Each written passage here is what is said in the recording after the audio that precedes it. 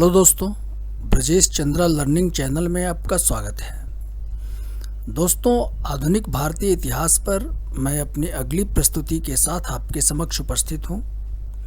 प्रस्तुत वीडियो में हम लोग भारत से धन का निकास, ड्रेन ऑफ वेल्थ तथा इसका सामाजिक आर्थिक प्रभाव, इस विषय पर चर्चा करेंगे। दोस्तों, सिविल सर्विसेज परीक्षाओं के दृष्टिकोण से यह एक महत्वपूर्ण टॉपिक है और इससे संबंधित प्रश्न अक्सर परीक्षाओं में पूछे जाते हैं। मुझे उम्मीद है कि इस अध्ययन सामग्री का उपयोग करके आप इससे संबंधित प्रश्न का आसानी से उत्तर दे पाएंगे। तो आइए इसे देखते हैं। सबसे पहले हम लोग धन का निकास, ड्रेन ऑफ वेल्थ क्या है, इसे समझने का प्रयास करते हैं। दोस्तों, किसी भी देश का धन या संसाधन जब दूसरे देश में जाता है और उस धन के बदले उस देश को कुछ भी प्राप्त नहीं होता है तो इसे धन का निकास कहा जाता है। इसे आप इस रूप में समझें कि जब दो देशों के बीच व्यापारिक संबंध स्थापित होते हैं तब इसके अंतर्गत दोनों देशों के बीच वस्तुओं और सेवाओं का आदान प्रदान होता है और इसका लाभ दोनों देशों को मिलता है। लेकिन एक ऐसी स्थिति जब एक ही देश के धन या संसाधनों का निर्बाध प्रवाह दूसरे देश को होता है तब इसे धन का निकास या ड्रेन ऑफ वेल्थ कहा जाता है। ऐसी स्थिति एक उपनिवेश के साथ होती है जिसमें उपनिवेश बनाने वाला देश अपने उपनिवेश के संसाधनों का अपने हितों के लिए दोहन करता है। इस बात से आप सभी परिचित हैं कि भारत लगभग 180 वर्षों तक ब्रिटेन का उपनिवेश था और इस क्रम में हमारे देश के संसाधनों का ब्रिटेन ने जबरदस्त तरीके से दोहन किया था। प्रस्तुत वीडियो में हम इसी विषय को समझने का प्रयास करेंगे। इससे पहले हम लोग कुछ प्रमुख तथ्यों पर एक नज़र डाल लेते हैं। तो औपनिवेशिक शासन के दौरान भारत से धन निष्कासन के सिद्धांत का सर्वप्रथम प्रतिपादन दादा भाई नौरोजी ने 1867 ईस्वी में ईस्ट इंडिया एसोसिएशन की लंदन में आयोजित बैठक में इंग्लैंड्स डेब्ट टू इंडिया संज्ञक अपने पत्र में प्रस्तुत किया था। बाद में दादा भाई नौरोजी ने अपनी पुस्तक poverty and un British rule in India में इस सिद्धांत की विस्तृत व्याख्या की। धन निष्कासन को नौरोजी ने अनिष्टों का अनिष्ट कहा। प्रारंभिक परीक्षाओं के दृष्टिकोण से यह तथ्य काफ़ी महत्वपूर्ण है। अक्सर परीक्षाओं में यह प्रश्न पूछे जाते हैं कि दादा भाई नौरोजी ने अनिष्टों का अनिष्ट किसे कहा था, तो भारत से धन के निकास को उन्होंने अनिष्टों का अनिष्ट कहा था। बाद के वर्षों में R C. Dutt, Surendranath Banerjee, G V. Joshi, M G. Ranade ने भी अपनी पुस्तकों और लेखों में इस तथ्य का प्रतिपादन किया था। अब आइए इस विषय को हम समझते हैं। औपनिवेशिक शासन द्वारा अपनाई गई नीतियों का एक प्रमुख प्रभाव भारत से धन के निकास के रूप में सामने आया। विशेष रूप से वर्ष 1757 ईस्वी में अर्थात पलासी युद्ध के बाद ब्रिटिश ईस्ट इंडिया कंपनी के बंगाल में एक प्रमुख राजनीतिक शक्ति बनने के बाद भारत से ब्रिटेन को धन प्रवाह का सिलसिला प्रारंभ हुआ जो बाद के वर्षों में बढ़ता चला गया। यह धन जो था वह कई मदों में, कई माध्यमों से तथा ब्रिटिश सरकार की नीतियों के अंतर्गत ब्रिटेन को जाता रहा। तो सबसे पहले हम उन मदों को समझें, देखें। तो पहला राजनीतिक नजराना था, दूसरा गृह व्यय कहलाता था, तीसरा ब्रिटिश पूंजी निवेश पर दिया जाने वाला जो ब्याज था उस रूप में भी भारत से धन का प्रवाह ब्रिटेन को होता था, और चौथा विदेशी बैंकों एवं बीमा तथा नौवहन कंपनियों से सरकार द्वारा लिए गए ऋण के एवज में प्रदान किया जाने वाला धन। इस रूप में भी भारत से ब्रिटेन को धन का प्रवाह होता था। आइए इसे समझें। सबसे पहले हम लोग राजनीतिक नजराना इस तथ्य को समझते हैं। तो यह ब्रिटिश शासन के प्रारंभिक दौर में भारत से धन निकास का एक प्रमुख माध्यम था, जो बिना मूल्य चुकाए भारतीय माल का कंपनी द्वारा ब्रिटेन को निर्यात किया जाता था। इसे आप समझें कि 1757 से पूर्व भारतीय उत्पादों को प्राप्त करने के लिए ब्रिटिश ईस्ट इंडिया कंपनी जो थी वह बड़ी मात्रा में सोना चांदी भारत लाती थी, क्योंकि ब्रिटेन के किसी भी उत्पाद की भारत में मांग नहीं थी, जिसके बदले वो भारतीय उत्पाद को प्राप्त कर सकते थे। अतः वे 1757 से पहले काफ़ी मात्रा में सोना चांदी भारत लाते थे, जो वणिकवादी सिद्धांतों के खिलाफ था। इस बात की चर्चा मैंने उपनिवेशवाद के विभिन्न चरण से संबंधित अपने वीडियो में विस्तृत रूप से किया है। लेकिन पलासी युद्ध के बाद नवाबों, जमींदारों एवं साधारण जनता से बलपूर्वक रिश्वत एवं राजस्व प्राप्त कर इसे विभिन्न उत्पादों में बदल करके कंपनी और इसके अधिकारियों ने ब्रिटेन भेजना प्रारंभ किया। इस बात की भी चर्चा हम लोगों ने पहले की है कि कंपनी के समानांतर कंपनी के जो अधिकारी थे वे भी अपना निजी व्यापार करते थे। जो जमींदारों से, नवाबों से जो ये रिश्वत प्राप्त करते थे उसे माल के रूप में खरीद करके ब्रिटेन भेजते थे। कंपनी का व्यापारिक मुनाफा अलग था। 1765 ईस्वी में बंगाल की दीवानी प्राप्त होते ही बंगाल के राजस्व पर कंपनी का नियंत्रण हो गया। यह बात आपको पता है। तो उसके बाद इस प्रवृत्ति में और अधिक तीव्रता आई। अब इस बात को आप समझें कि भारत से ही धन प्राप्त कर उस धन से भारत की वस्तुओं को ही खरीद करके कंपनी और इसके अधिकारी ब्रिटेन भेजने लगे। तो इसके बदले भारत को अब कुछ प्राप्त नहीं होता था।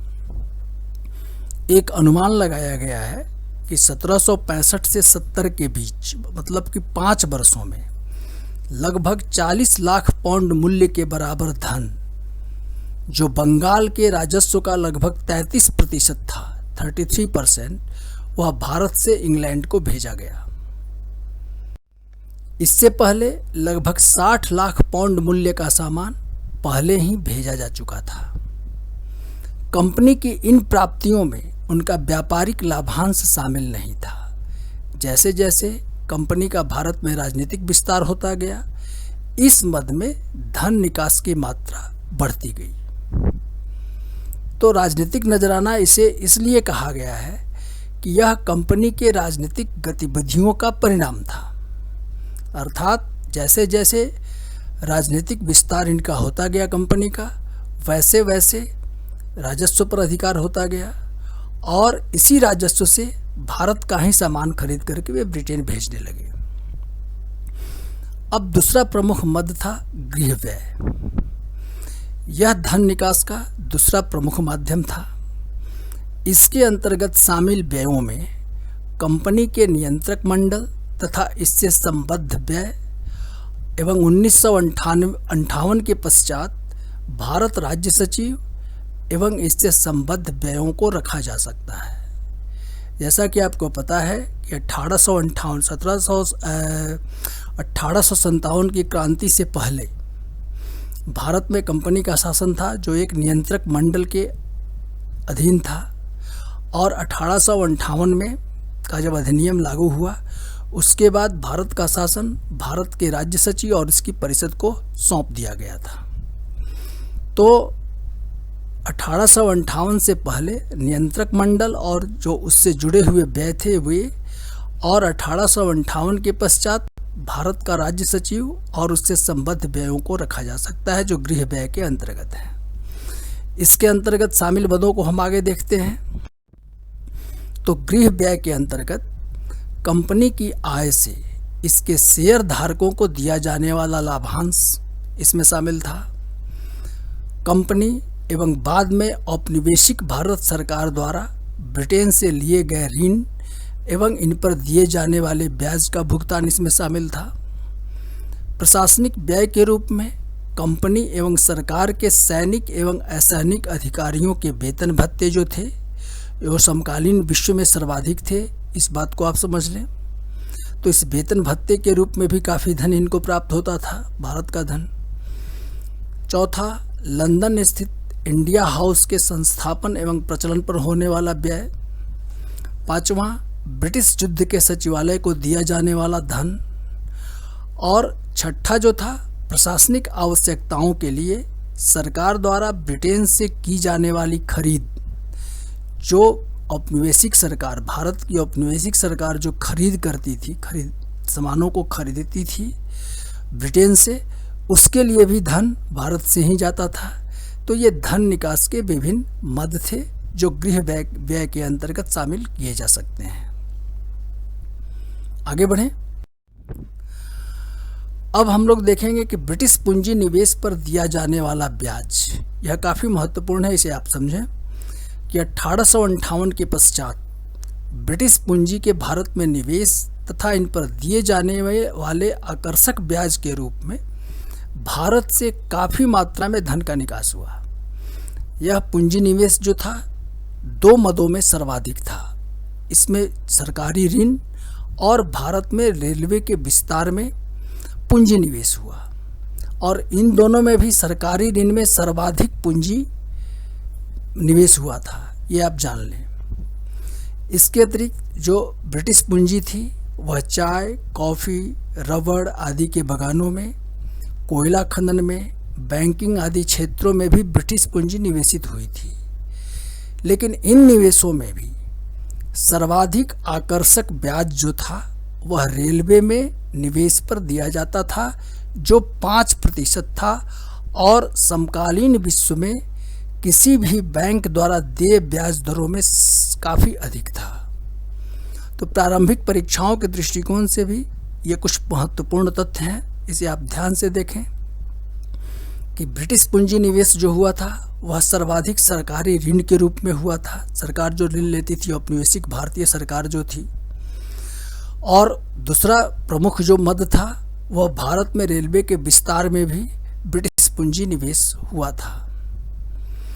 और सबसे अधिक ब्याज रेलवे के विस्तार में जो पूंजी निवेश हुई थी उस पर दिया जाता था, जो 5% था।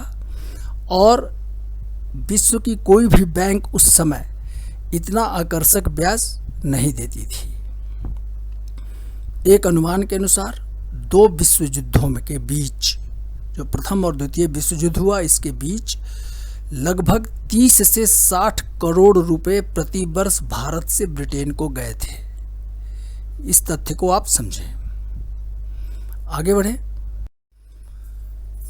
चौथा जो प्रमुख मद था वह विदेशी बैंकों एवं बीमा तथा नौवहन कंपनियों से सरकार द्वारा लिए गए ऋण के एवज में प्रदान किया जाने वाला धन था, जिसके माध्यम से भारतीय धन ब्रिटेन को गया था।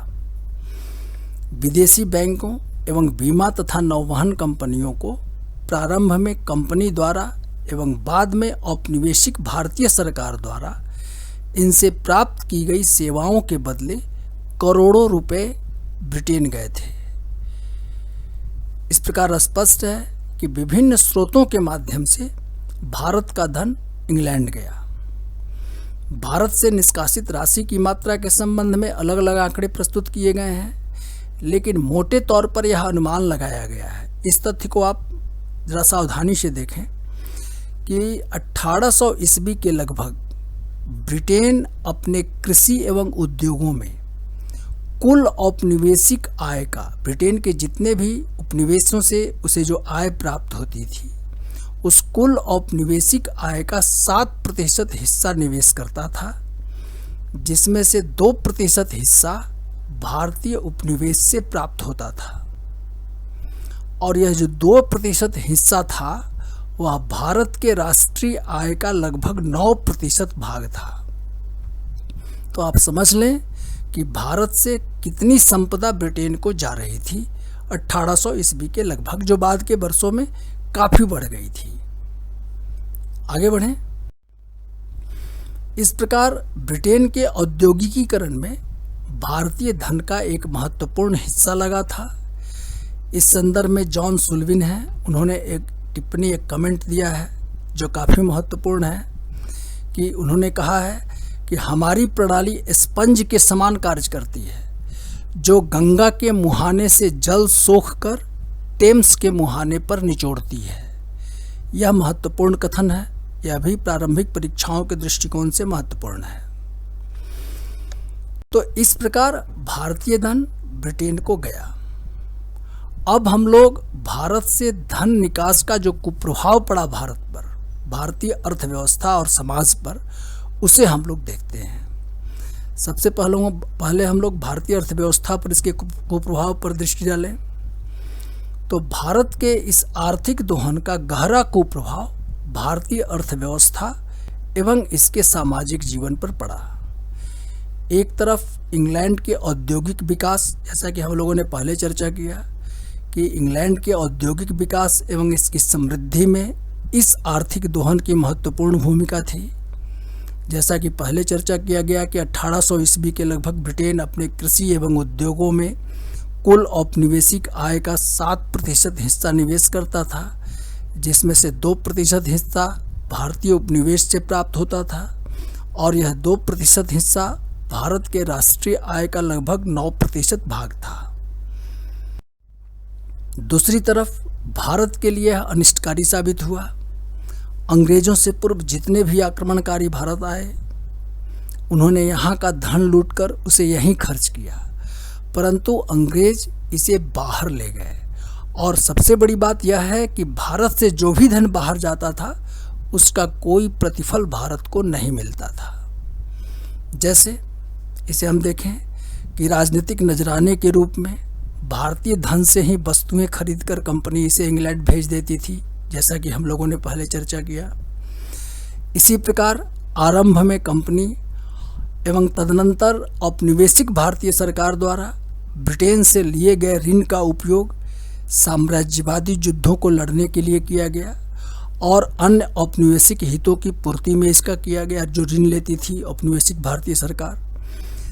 यद्यपि इनमें से कुछ राशि का उपयोग रेलवे, सड़क, सिंचाई परियोजनाओं आदि में अवश्य किया गया था, परंतु इसका उद्देश्य लोक कल्याण न होकर के औपनिवेशिक हितों की पूर्ति करना मात्र था, जिसका लाभ भारत एवं भारतीयों को नहीं मिला।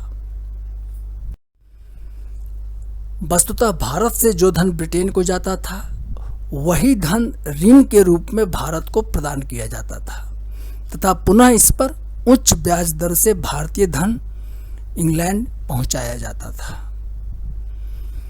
इसका परिणाम यह हुआ कि भारतीयों के पास धन का संचय नहीं हो सका। नतीजतन भारत के औद्योगिक विकास की गति मंद हो गई। औद्योगिक विकास को इस धन निकास ने अन्य तरीके से भी प्रभावित किया, जैसे औपनिवेशिक खरीदारियां ब्रिटेन के उद्योगों से की जाती थी तथा इन पर एक बड़ी राशि खर्च की जाती थी। अर्थात औपनिवेशिक भारतीय सरकार को अगर किसी चीज़ की ज़रूरत होती थी तो वह ब्रिटेन के उद्योगों से उसकी खरीदगी होती थी और इसके लिए काफ़ी बड़ी मात्रा में पैसा जो है सो ब्रिटेन जाता था। भारत में इसके उत्पादन का कोई प्रयास नहीं किया जाता था। यदि भारत में ही उद्योग स्थापित करके उनसे खरीदारी की जाती तो इसका लाभ भारतीयों को मिलता, भारत को मिलता, जैसा कि नहीं था। इसके अतिरिक्त औपनिवेशिक हितों के अनुकूल भारत में जो थोड़े बहुत उद्योग ब्रिटिश पूंजी निवेश से स्थापित भी किए गए तो उससे भी भारत के औद्योगिकीकरण की प्रक्रिया प्रभावित हुई। इन निवेशों पर आकर्षक ब्याज के रूप में एक बड़ी राशि भारत से बाहर भेजी जाती थी। आगे बढ़ें। इसी प्रकार विदेशी बैंकों, बीमा एवं नौवहन कंपनियों का उपयोग औपनिवेशिक सरकार द्वारा किए जाने के कारण इन क्षेत्रों में देशी संस्थानों के पनपने का मौका नहीं मिला।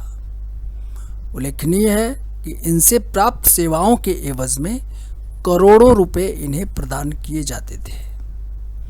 तो यह एक ड्रॉबैक था औद्योगिक विकास की मंद गति ने देश की अधिकाधिक जनसंख्या को कृषि पर आश्रित होने के लिए बाध्य कर दिया। नतीजतन कृषि अर्थव्यवस्था पर भी दबाव पड़ने से इसमें भी सुधार की संभावनाएं समाप्त हो गई और कृषि अर्थव्यवस्था भी चौपट हो गई। जोतों का अलाभकारी विखंडन, भूमि की उत्पादकता में कमी जैसी कई समस्याएं कृषि क्षेत्र में उत्पन्न हो गई। इसकी चर्चा ब्रिटिशकालीन भू राजस्व प्रणालियों से संबंधित अपने वीडियो में मैंने विस्तृत रूप से किया है। आप चाहें तो उसका अध्ययन कर सकते हैं।